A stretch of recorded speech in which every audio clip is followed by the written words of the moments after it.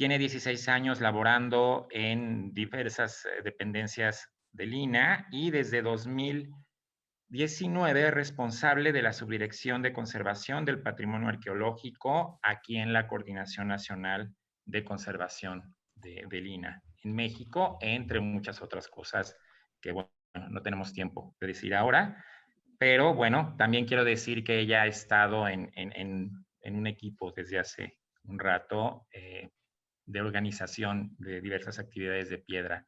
Entonces, pues también es una muy buena amiga. Cristina, te dejo la pantalla a ti. Muchas gracias, Juan. Pues buenas tardes en Europa, buenos días en México. Vamos a dar inicio a esta presentación. A continuación, hablaré sobre algunos de los procedimientos que cada vez se vuelven más recurrentes y necesarios en la conservación de bienes arqueológicos in situ en México. Es decir, recubrimientos, reenterramientos, réplicas y cubiertas. La intención de esta plática es simplemente encaminar a una reflexión sobre estos temas, sobre su implementación y sobre sus resultados. Para contextualizar el objeto de interés, de manera general presentaré un panorama de los bienes muebles asociados e inmuebles, que son principalmente todos aquellos elementos arquitectónicos, que si bien muchos de ellos cumplen una función estructural y de protección, también se caracterizan por formar parte de los acabados u ornamentación de inmuebles. Algunos ejemplos son las columnas, pilares labradas, así como altares o banquetas que se conservan en la zona arqueológica de Chichén Itzá en Yucatán. También los mosaicos de piedra que decoran fachadas en sitios arqueológicos como Mitla en Oaxaca, Chicané en Campeche y Cabá y Labna en Yucatán. Otros elementos como muros con funciones simbólicas que son decorados con sillares labrados, como el que se conserva en la zona arqueológica de Tula Hidalgo, el Coatepantli, o bien relieves y esculturas adosadas en tableros y taludes de edificios como la pirámide de la serpiente emplumada en Teotihuacán. Otros elementos con los que contamos son, por ejemplo, dinteles labrados que dan estructura a los vanos de acceso de tumbas en la región de Oaxaca o de templos en Yaxchilán en la zona maya. También contamos con superficies labradas en piedra caliza en monumentos como las estelas de Bonampak o la lápida que cierra la tumba de Pacal en Palenque, ambos en Chiapas. Petrograbados también forman parte del conjunto de material pétreo que se conserva en México. Algunos de ellos los podemos observar como parte de los sistemas constructivos, como en el caso de San Felipe de los Alzati en Michoacán, o bien son petrograbados que se lavaron conservando a la piedra en su contexto natural, como en el sitio arqueológico de San Rafael en Coahuila. Por otro lado, también tenemos reproducciones en piedra de resultantes de rituales mexicas, como es el famoso y conocido Zompantli de Templo de Mayor en la Ciudad de México, o bien complejas o sencillas representaciones pictóricas que se presentan en cuevas y abrigos rocosos. Uno de los ejemplos más famosos, conocidos y considerado patrimonio mundial, como es la Sierra de San Francisco en Baja California, o bien representaciones más sencillas en lugares aún un poco escondidos del acceso al público, como en Piedras Negras, Coahuila.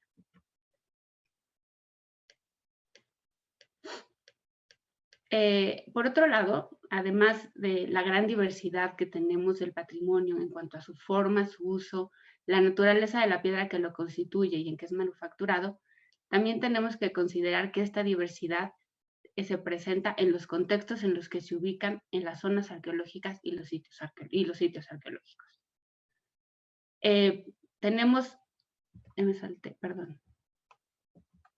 Tenemos contextos naturales que presentan características muy diferentes.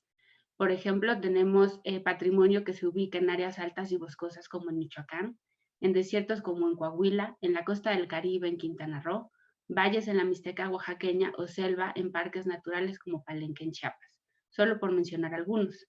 Además, estos contextos proveyeron los materiales que constituyen el patrimonio petro, pero también juegan un papel fundamental en su conservación o deterioro.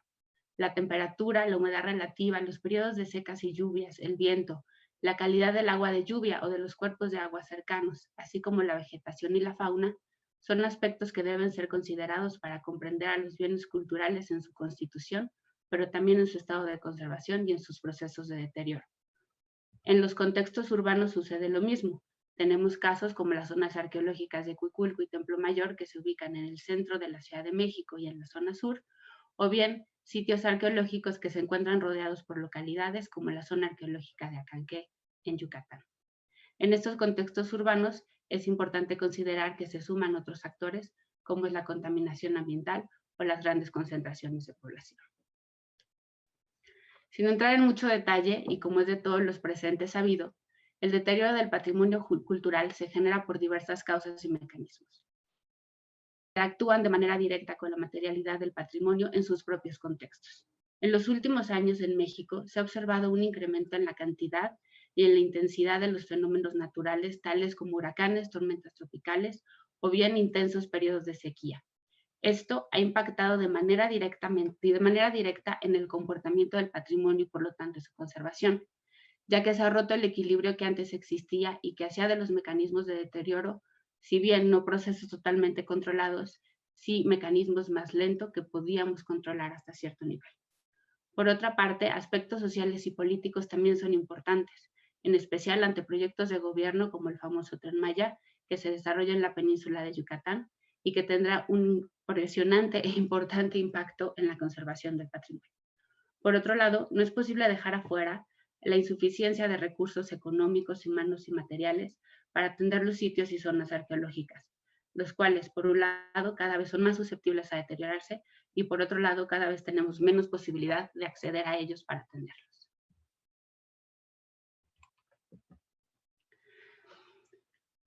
Pero bueno, aún ante este panorama, tenemos que mantenernos positivos y tener presente la responsabilidad que tenemos en la conservación del patrimonio, el cual tiene como principal objetivo garantizar su permanencia el mayor tiempo posible. De manera muy general, quiero señalar que cada intervención que se realice debe de iniciar con un diagnóstico integral, que es el primer paso y el más fundamental para comprender las problemáticas que vamos a enfrentar y que por lo tanto va a dirigir la toma de decisiones que serán llevadas para proteger al bien de las causas que lo deterioran, para estabilizarlo y en algunos casos, si se considera necesario, si es pertinente y se cuenta con la información necesaria, para reintegrar formas, colores o volúmenes que permitirán la mayor comprensión de este patrimonio.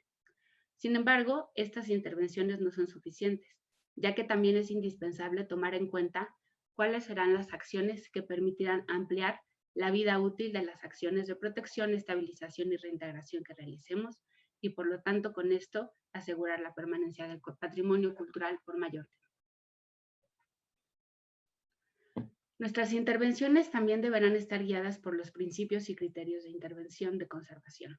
No voy a ahondar en este tema, sabía que Valerie iba a exponer el día de hoy, ¿no? Pero bueno, sí es muy importante señalar que se deben de considerar los principios de autenticidad, integridad, estabilidad y legibilidad, así como los criterios de mínima intervención, compatibilidad material, reversibilidad, retratabilidad, y la necesidad de que nuestras intervenciones, si bien deben integrarse a la lectura y comprensión del bien, también deben ser reconocidas. Por otra parte, se propone que dentro de este marco teórico que envuelve a la intervención, se consoliden aspectos fundamentales como la documentación, la cual deberá de estar realizada con gran calidad y aprovechando recursos fotográficos, gráficos, así como la compilación de datos. Por otra parte, la sustentabilidad en un proyecto es fundamental. Esta debe de considerarse tanto a nivel económico como en los materiales y procesos de intervención.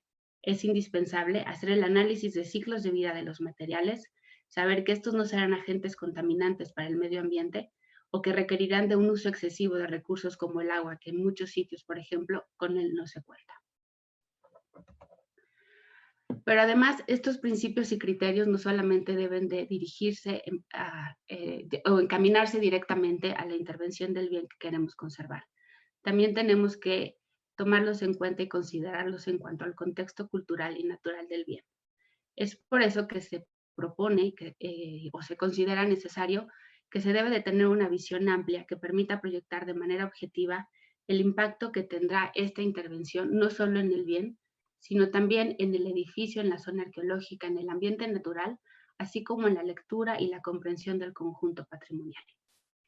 Estas medidas las podemos tomar o estas consideraciones las podemos realizar a partir de una serie de preguntas que guíen este proceso de toma de decisiones.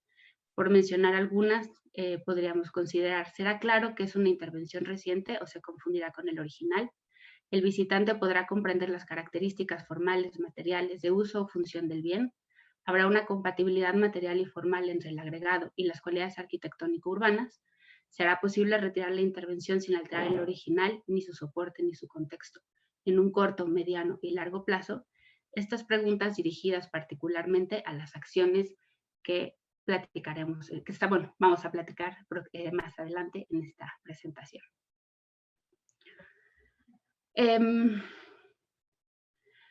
Retomando el esquema que se presentó hace unos momentos sobre el proceso de la intervención de conservación y a partir del objetivo que tiene la conservación sobre garantizar la permanencia del patrimonio cultural, los especialistas en conservación tomamos medidas de acción que se pueden englobar en distintos grupos. Por un lado tenemos las acciones de conservación preventiva y por otro lado las acciones de conservación directa y restauración.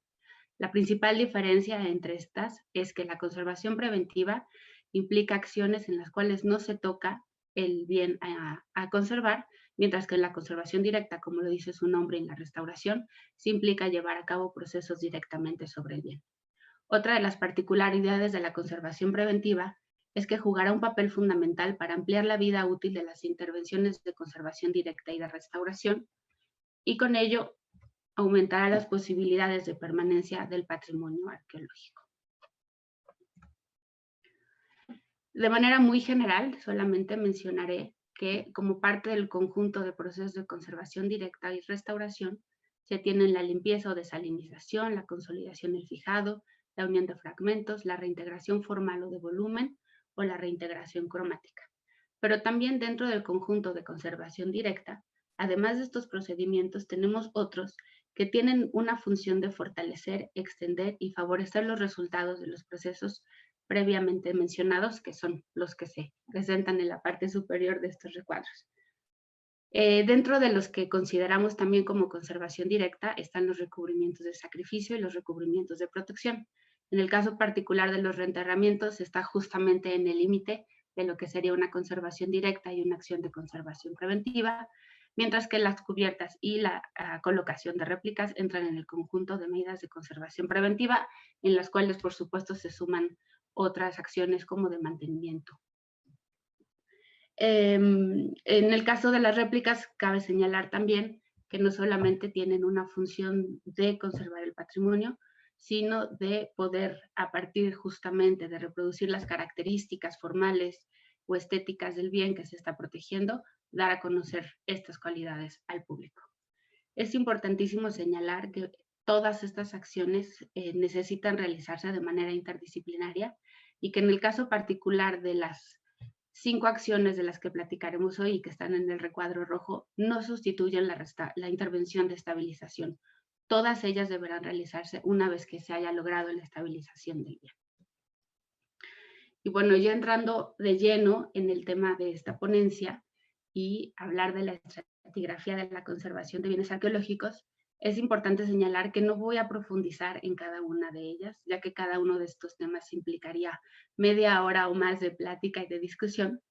El objetivo simple y sencillamente es presentar una reflexión sobre lo que implican estas acciones, desde el proceso de análisis previo a realizarlos, hasta las consecuencias y responsabilidades que implicará hacerlas.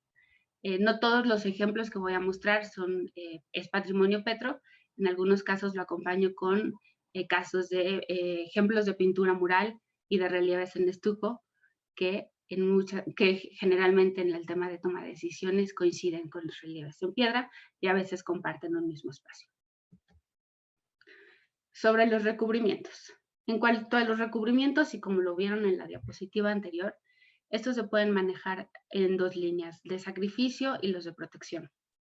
A pesar de esto, no voy a entrar en detalle sobre la diferencia que existe entre ellos, ya que no se han alcanzado plenos acuerdos sobre esta diferencia y de hecho para algunos especialistas no existe tal. Basta señalar que el objetivo de estos recubrimientos es que sean las superficies que a la par de generar una capa de protección, también sea el material en el que se manifiesten los efectos de deterioro en lugar del original. Las cualidades y proporciones de los materiales que se utilicen, así como el mecanismo de aplicación la posibilidad de darles mantenimiento y seguimiento determinarán su buen funcionamiento. Uno de los ejemplos más claros es cuando se decide recubrir para que el proceso de cristalización de sales y sus consecuencias, como la disgregación de materiales o la formación de concreciones y velos blanquecinos, sucedan en el recubrimiento. Es así que se debe de encontrar un equilibrio entre las cualidades físico-mecánicas del original y del agregado para generar el fenómeno que se busca. En este caso muestro un ejemplo de los trabajos realizados por Yareli Haidar en Río Beca, Campeche. En el caso particular de la fachada oeste de la estructura 4 de Becán, la piedra caliza se caracteriza por presentar intensos procesos de disgregación y un alto componente de sales, principalmente sulfatos. Esa fue la primera razón por la que se consideró fundamental hacer una intervención de restauración que estabilizara la piedra y a la par se recuperaran las formas que, de acuerdo al nivel de conservación del mosaico, todavía era posible conseguir. De acuerdo al, y esto finalmente con la intención de que permanecieran estas formas por más tiempo. Por otro lado, también se consideró fundamental recubrir las zonas de piedra que estaban más sanas, pero que comenzaban a presentar los mismos problemas de deterioro, pensando en que recubrimientos deberían de durar un considerable periodo de tiempo. Por otro lado, se sabía que el proyecto no tendría más temporadas en un corto y mediano plazo. Fue por eso que se concluyó que estos recubrimientos deberían de permanecer el mayor tiempo posible. Esta intervención se realizó en 2004 y a finales de 2004 y principios del 2005, la cual a 15 años de haberse trabajado ha permitido que el relieve se encuentre en buenas condiciones. Un aspecto fundamental también al considerar la colocación de los recubrimientos es que este será un agregado que implicará modificaciones en la superficie. Por lo tanto, este proceso no deberá alterar o generar una pérdida en la apreciación de las formas y diseños del bien. Además, es importante recordar que la decisión de recubrir debe de ir acompañado de un análisis de todo el sistema. Y en este sentido, es fundamental que se valoren qué otras medidas pueden apoyar la durabilidad del recubrimiento, pero en particular, controlar en medida de lo posible los mecanismos de deterioro. En este sentido, en el caso particular de las cascadas de mascarones que decoran la fachada este de la estructura 20 de Chicaná, además de aplicar el recubrimiento sin que se perdiera la apreciación del diseño, también se debió considerar la posibilidad de hacer una intervención en la parte superior de los muros que favoreciera la conducción del agua y evitar que ésta escurriera de manera directa sobre los relieves de piedra. Tal y como ya se había hecho en otros edificios de la misma zona arqueológica en temporadas anteriores y siguiendo los criterios de intervención arqueológica y bajo la premisa de controlar lo más posible los mecanismos de deterioro. Sobre los reenterramientos. El objetivo principal de reenterrar un bien arqueológico in situ es detener los procesos de deterioro a partir de la generación de un ambiente estable. Es devolverlo en la medida de lo posible al estado que tenía antes de ser excavado y liberado y que permitió su conservación por siglos. De manera general, los reenterramientos consisten en la conformación de un sistema de contención perimetral al objeto patrimonial, dejando un espacio suficiente entre la contención y el original para poder colocar los materiales de relleno, los cuales estarán controlados a partir del uso de membranas y de materiales que aíslen la superficie original del relleno que se va a colocar. El reenterramiento se cierra con el mismo material que se utilizó para el muro de contención o se pueden utilizar morteros para sellar su superficie. Para hacer este proceso es indispensable que de manera previa se haya hecho una intervención de restauración que asegure la estabilidad del bien, además de que se deberá de implementar un sistema de monitoreo que permite evaluar el funcionamiento que está teniendo el reenterramiento. En el 2019 se llevó a cabo un proyecto integral de conservación arqueológico, social y de difusión en la tumba de Santiago Tillo, en el estado de Oaxaca. Esta se hizo con el objetivo de garantizar la conservación de la pintura que decora los muros del espacio funerario. Fue por esto que se determinó que la mejor opción era reenterrar el espacio una vez que se concluyera la intervención de restauración y los trabajos de investigación. Fue así que bajo la responsabilidad del equipo de conservación conformado por las restauradoras Mónica Vargas y Dulce María Grimaldi y el arquitecto Sinue Torres, se llevó a cabo este proceso previo análisis y pruebas que se realizaron sobre los materiales y el sistema constructivo que se implementaría y después de haber estabilizado los acabados arquitectónicos. Además, se implementó un sistema de monitoreo ambiental, así como tanto en los muros de contención como al interior del espacio de la tumba. Esto permitirá hacer un seguimiento de las condiciones ambientales del espacio y además hacer revisiones del estado de conservación de los acabados arquitectónicos sin necesidad de retirar todo el sistema.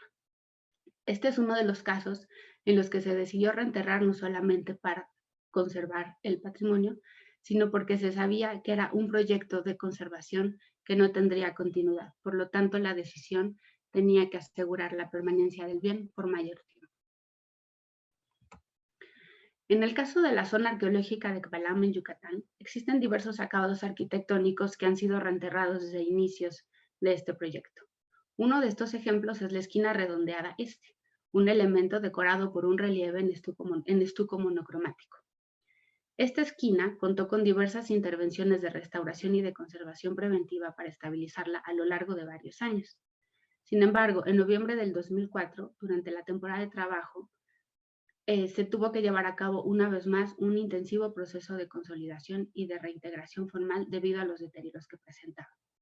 A inicios de febrero del 2005, en una visita al sitio, se pudo ver que lo que se había trabajado en noviembre ya comenzaba a tener problemas y se presentaban una vez más procesos de disgregación y pérdida.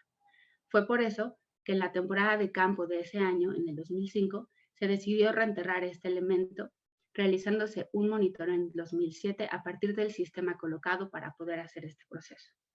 En agosto del 2019 se vio que el reenterramiento se mantiene, sin embargo requiere de acciones de mantenimiento, lo mismo que la cubierta que en principio deberá ofrecer protección al sistema para alargar su vida útil y así prolongar la conservación del elemento decorativo. El reenterramiento tiene la ventaja de que puede fungir como el soporte de una réplica del bien reenterrado. Esta posibilidad permite lograr el equilibrio entre proteger y conservar el original, pero a la vez permitir al visitante conocer las características del patrimonio protegido. En este esquema, inspirado en el reenterramiento y réplica que se realizó en la pintura mural del pescador en la zona arqueológica de Mayapán, en el estado de Yucatán, se muestran los diversos estratos que lo conforman, estando en la parte superior la réplica. La pintura mural del pescador tiene la particularidad de localizarse en un plano horizontal sobre una banqueta. Esta pintura, a pesar de haber sido atendida de manera constante por restauradores especialistas y después de múltiples intervenciones de restauración y de conservación preventiva, fue evidente que no era posible controlar los deterioros. Estos causados principalmente por la consolidación del edificio con morteros de cemento muy resistentes, por el uso de polímeros en intervenciones anteriores, además de que la localización del bien casi a nivel de piso también hacía más complejo el control de los mecanismos de deterioro. Ante esta situación, en el 2010 se decidió a cabo llevar un proceso de reenterramiento, pero a la vez colocar en la parte superior una réplica que reproducía las características pictóricas de este elemento. Continuando con el tema de las réplicas, también quiero señalar la importancia y el tremendo valor que tienen los buenos registros, no solo para conservar datos, imágenes o información, sino porque en un futuro estos serán la herramienta que permitirán reproducir el patrimonio y replicarlo si se considera necesario. El mejor ejemplo es el caso de la escalinata jeroglífica de la Casa C del Palacio en Palenque, Chiapas. Este elemento labrado en piedra fue registrado por Mosley a finales del siglo XIX en fotografías y en moldes, los cuales fueron encontrados y registrados durante un proyecto realizado en el Museo Británico en 2018 y 2019. Esta instancia apoyó en la realización de una réplica de piedra caliza, la cual fue enviada a Palenque a finales del año pasado para su colocación in situ. Desafortunadamente, debido a la crisis por el COVID-19, no ha sido posible llevar la intervención de restauración de la escalinata original y la posterior colocación de la réplica. Esperamos poder realizarlo pronto. Sobre las cubiertas. El diseño, colocación y funcionamiento de las cubiertas de protección para la conservación de bienes muebles asociados inmuebles en zonas y sitios arqueológicos es uno de los temas más diversos y complejos a los que nos enfrentamos. La enorme variedad de materiales, de formas, de montajes, de propósitos, también implican una gran diversidad de resultados, tanto en la protección del patrimonio y su consecuente conservación, como en su daño o pérdida, ya que pueden crear microclimas y favorecer mecanismos de deterioro. Las decisiones sobre la colocación de cubiertas es una de las más complejas que se tienen y una en la que la participación interdisciplinaria no puede estar a discusión. Es un trabajo en el que de manera obligada deberemos de participar restauradores, arquitectos, ingenieros, arqueólogos, científicos y diseñadores. En el diseño, además, se deberán usar herramientas virtuales que permitan proyectar el impacto visual que tendrá la cubierta. Además, se tendrá que hacer un estudio de los ciclos de vida de los materiales y su adaptación al contexto en el que serán utilizados. Se deberán considerar, por supuesto, temas de sustentabilidad, de mantenimiento, así como los posibles deterioros que podrán sufrir los materiales que constituyen estas cubiertas y los efectos que podrían tener en el patrimonio arqueológico. De manera general, mostraré algunas imágenes de diversas cubiertas que actualmente protegen bienes arqueológicos y se mencionan algunos de los aspectos que se deben evaluar en la cubierta ya existentes, así como en las que se propondrá colocar, que son los puntos que pongo en esta diapositiva. Algunos ejemplos de las cubiertas que aquí presento son las de madera y guano, que protegen acabados arquitectónicos en la zona arqueológica de Sibanché y en la zona arqueológica de Cojulich, Quintana Roo. Por otro lado, muestro la enorme estructura metálica que cubre el edificio principal de la zona arqueológica de Cacaxtla, en Tlaxcala. También está la cubierta lograda con tubos metálicos y hojas de fibra de vidrio que protegen el Coatepantli y la estructura B de Tula, en Hidalgo.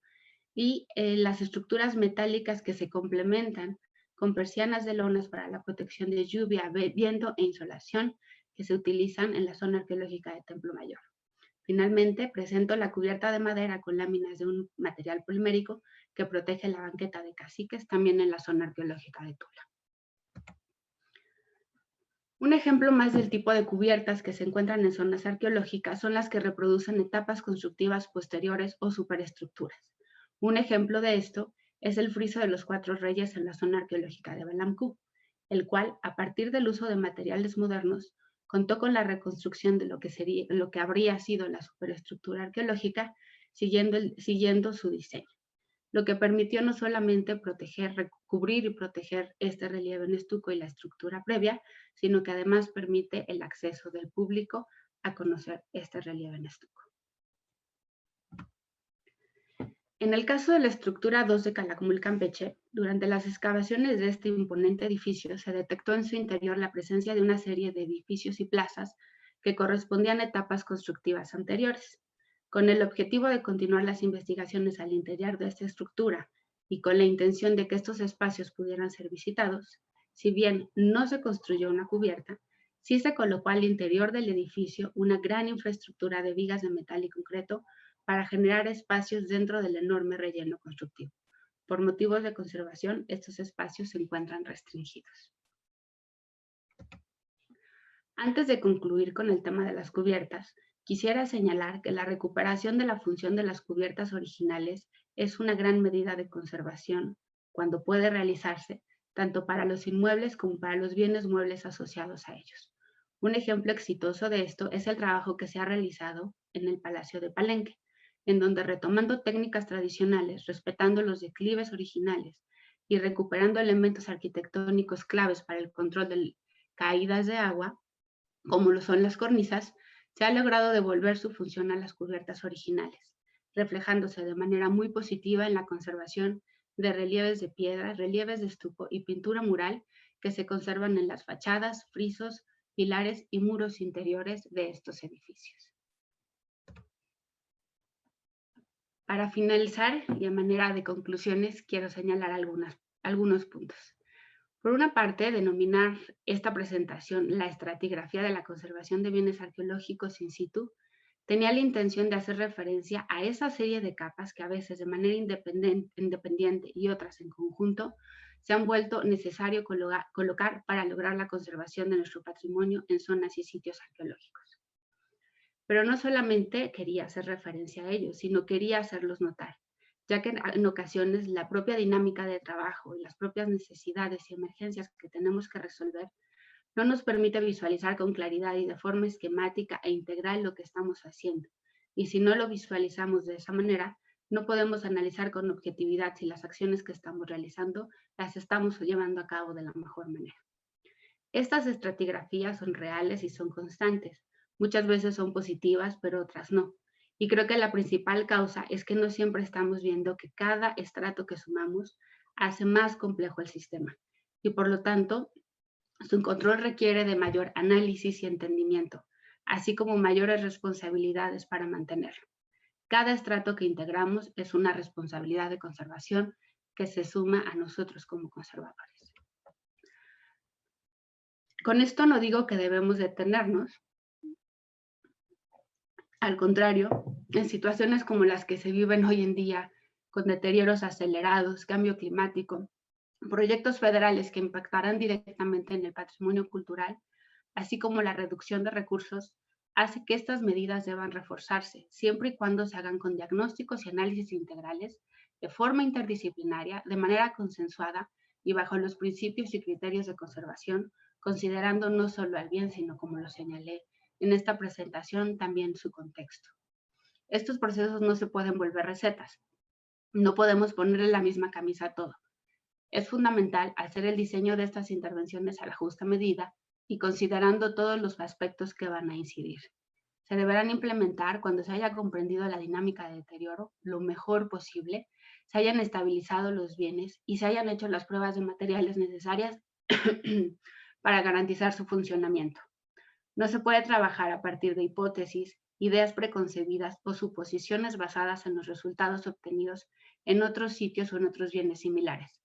Cada situación es única y, por lo tanto, sus necesidades, como siempre cuando nos enfrentamos a la conservación del patrimonio cultural, también son distintas.